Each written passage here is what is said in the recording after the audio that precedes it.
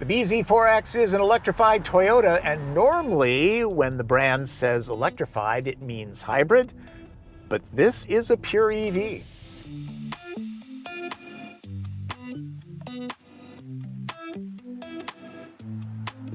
Passionate discussion swirls around Toyota's position on pure battery electric vehicles. Some vilify the automotive behemoth for not taking the market or environmental concerns seriously. The flip side claims it's better to lower emissions by building bunches of gas-electric hybrids. The bZ4X is a pure BEV. The Big T says it can pump out 900,000 Prii or 600,000 RAV4 Prime plug-in hybrids using the same amount of battery material that goes into the 10,000 bZ4Xs it plans to bring into the US annually. The awkward moniker means something. BZ stands for Beyond Zero, X is for crossover body style, 4 is the size. A smaller bZ4X has already been shown. This Toyota has a twin, the Subaru Solterra. The big difference is a couple trim pieces, and the Subi is only available with all-wheel drive, which makes sense. You have a choice with the Toyota, front-wheel drive or all-wheel drive. Subaru plans on selling Solterra in all 50 states. The BZ is available in selected ones for now, so check your local dealer if you want this badge on your EV. Pricing for the Toyota starts at $43,300 for a base XLE model. This front drive limited MSRPs for just over $49,000 with the black roof option. Made in Japan, it's not eligible for federal tax credits. Check with your state. You might have heard the original batch of bZ4Xs had an issue where the wheels could come loose. Not the kind of snafu you'd expect from Toyota. That has been fixed. There are new wheels that are now up to the exact spec that Toyota wanted, plus new lug bolts made of a different alloy that have less friction and a conical washer. Should be taken care of. Time to play frunk or no frunk. Okay, the consolation prize is more foot and storage room in the cabin for those up front. Total power from the single-motor front-drive model is 201 horsepower and 196 pound-feet of instant torque. All-wheel drive ups the oomph to 214 horses. If you've seen the new Prius, this will look familiar. Change directions here, the BZ uses a single-speed transmission. One thing, when you put this car into reverse, you get this warning tone, which is distracting. I mean, I know I'm going backwards. You would think that this tone would be outside to warn pedestrians, but no. The 71.4 kilowatt-hour lithium-ion battery lays flat underneath the passengers, the usual EV setup. In all-wheel drive models, it grows by 1.4 kilowatt-hours and is sourced from a different supplier. The pack is liquid-cooled and can deliver up to 252 miles of range, according to EPA estimates, depending on model plus front or rear drive. Extra recuperation drag can be added with this button. No degrees, it's an on or off proposition. Drive modes are distinct enough so that all pilots should notice the difference. Typically with EVs, adding a second motor for all-wheel drive boosts the power significantly. Not so much with the bZ4X. This front driver will do the 0 to 60 dash in about 7 seconds. With all-wheel drive, it drops about a half a second. So really, it's more about traction and stability. Sometimes powerful front-wheel drive vehicles have torque steer, that tugging of the wheel under hard acceleration. Not the bZ4X. On average, the BZ weighs 4,400 pounds. All-wheel drive adds around 65 lbs's. Some electric vehicles get super coolly-neato performance sounds piped into the cabin. They're synthetic. The bZ4X? None of that. It's completely natural, just electric motor sound, and very faint. Like many EVs, this is quiet around town. At highway speeds, 70 and over, there's some road noise heard, plus the smooth rushing of wind over the body. You know the whole thing about EVs, they have their heavy batteries in the floor, so it lowers the center of gravity. That makes bZ4X kind of fun to chuck into corners.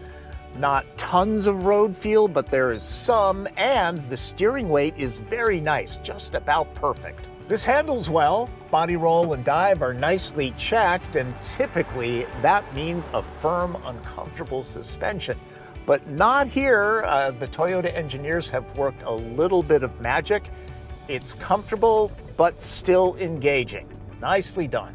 It's not Supra-grade handling. You won't be driving the wheels off it, but it's a good real-world setup. If you're into sport and your spouse wants comfort, here's your middle ground.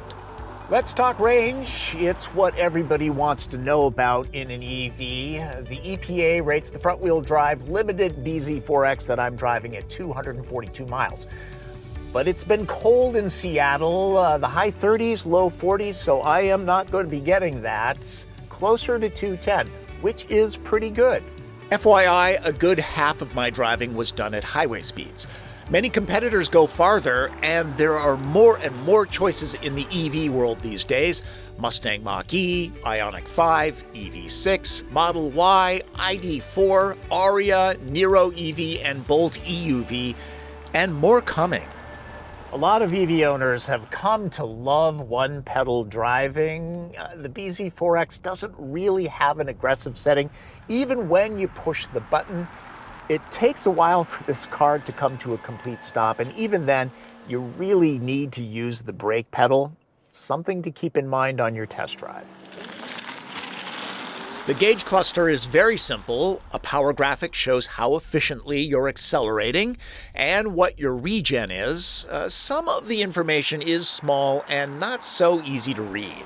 One thing to keep in mind on your test drive, the gauge cluster. It's at a level where a head-up display would be. It's up high, so you're looking over the steering wheel, not through the steering wheel. Some people like it, some people don't. You're going to have to decide for yourself. Personally, I have no trouble seeing it with the seat in a comfortable driving position. Visibility is decent in the BZ, and Toyota Safety Sense 3 ADAS, that's standard, includes blind spot monitoring. The semi-autonomous driving tech in bZ4X is good stuff. On the highway, it stays pretty much locked in its lane. It doesn't wander around. It takes gentle curves very confidently. The adaptive cruise is nice and smooth.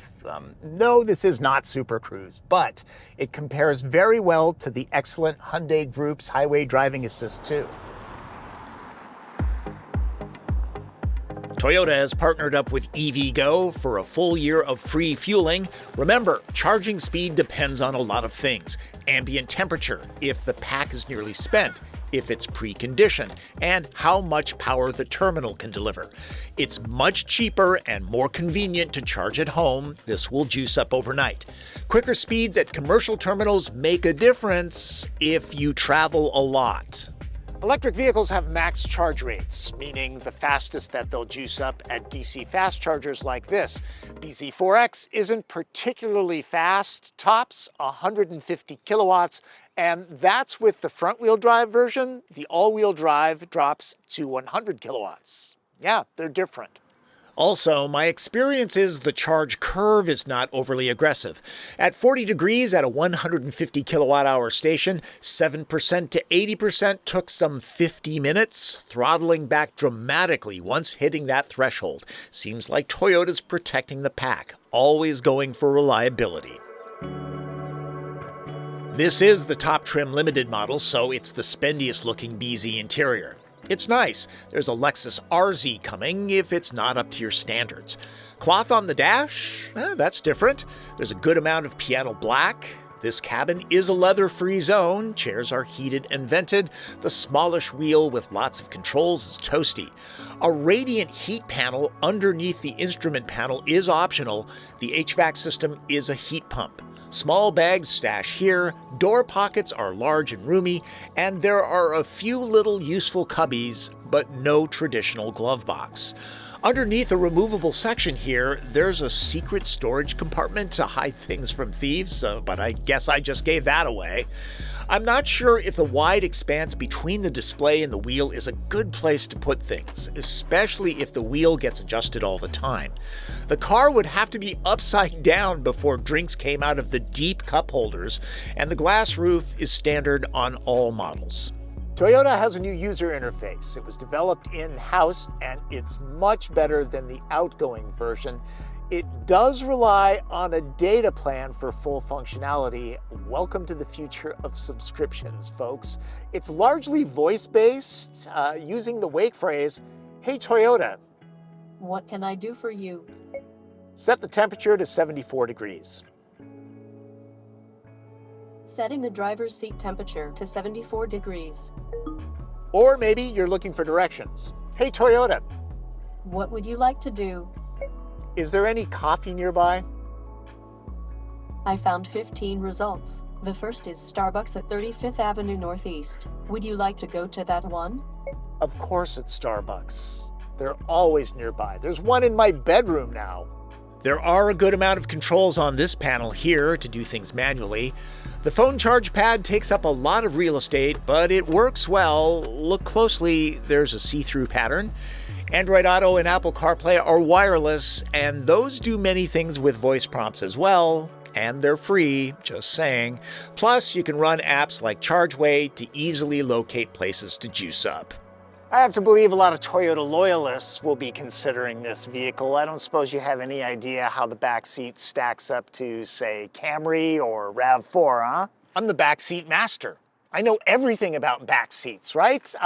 Camry would be the most spacious, then RAV4. This one, a couple inches smaller in all dimensions than the RAV. I've got that much headroom. It's okay. Knee and leg room, quite generous. Foot room, a little bit tight. The cushions, high enough so that thigh support is quite good. And, the door openings are big enough to get car seats in and out, maybe a little bit tight. Door pockets, those will handle a pretty good sized water bottle, stay hydrated. This is the fancy bZ, and no built-in sunshades, no separate climate zone. And the heated seats, those are an option. You know me, I like it when there are pockets on both seat backs. It's nice to have the storage. The floor is nice and flat, an advantage that some EVs have, which is great for foot room, especially if you have 3 adults back here.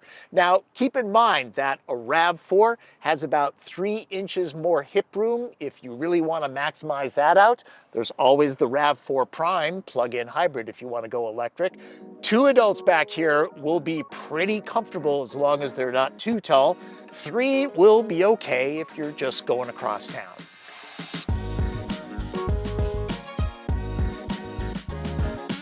The design language is kind of a RAV4 from the near future, and it grew on me during the week that I had it. My tester's wearing the optional wind chill pearl paint, giving it kind of a Shamu appearance. For the full-on Free Willy visual, the interior is available in white. I find the contrasting fender treatment a bit awkward.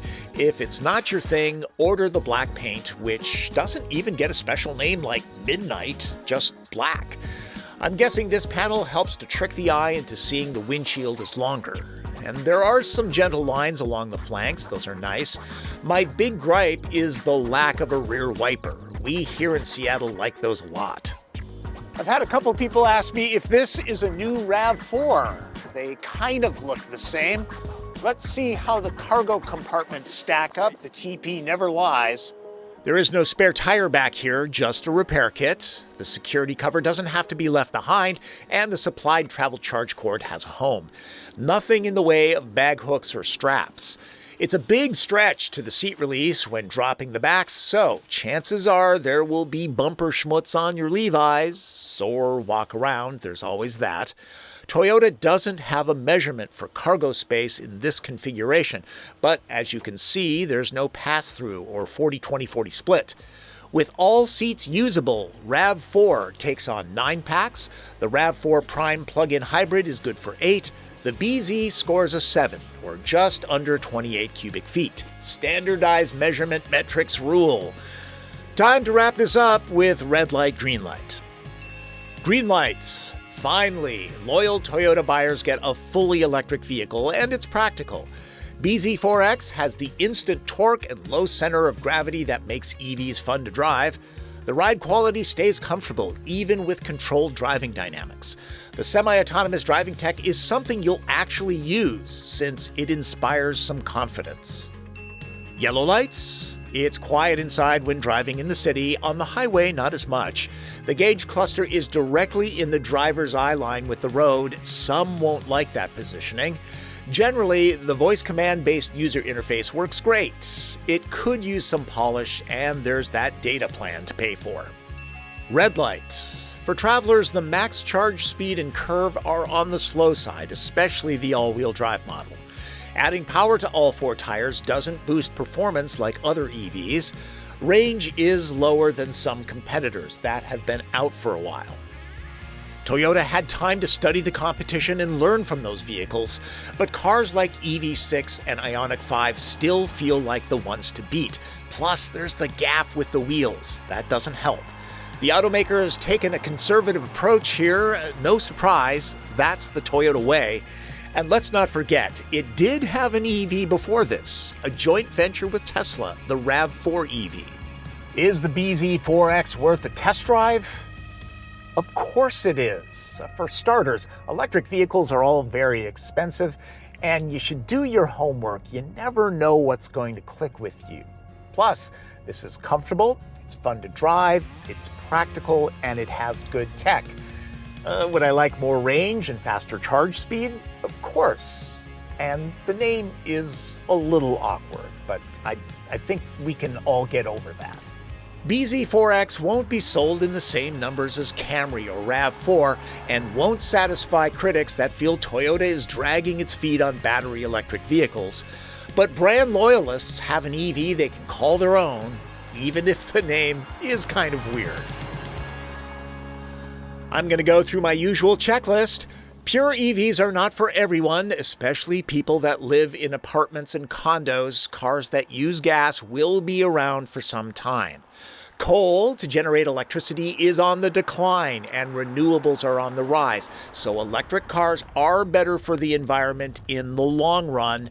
But don't get too smug if you're an EV driver. They still have a large carbon footprint. Take mass transit, ride a bike, or walk.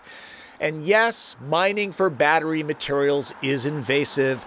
So is the extraction of petroleum products. And please stop saying, save the planet. The planet will be around for a long time. It's the environment and us that need to be saved. There, I've said my piece. Well, look who's shown up. Hey. It's Martin Campbell. He drives so I can shoot the running footage. So everybody say thanks to Martin. He never talks. Oh, and if you're thinking that hydrogen is the way forward, that doesn't seem to be gaining ground. And all of the smart people that I've talked to in transportation think it's much better suited to large trucks like semis. And if Toyota is so keen on this technology, why isn't it using some of its hundreds of billions of dollars that it has in the bank and building out the infrastructure? That's how I feel about the all-new Toyota bZ4X. Before I go, I think I've mentioned a couple times that I shoot these videos. And one of my baseline requirements is that the car at least be respectably clean, right? I mean, even if I don't like the vehicle, it needs to present well. I end up wiping the vehicles down at least 6 or 7 times during a shoot. When it's sloppy, sometimes more. And there are a couple advantages. One, I get an arm workout, got a little definition going on there. But the main reason, the main advantage is it really gives you a good look at the vehicle, where the designer put the cut lines and the swage lines. It just gives you a much better look at the design. It's very helpful. One of the reasons why I suggest hand washing your car is a great idea, because you really get to know the design a lot better. I'm a nerd that way.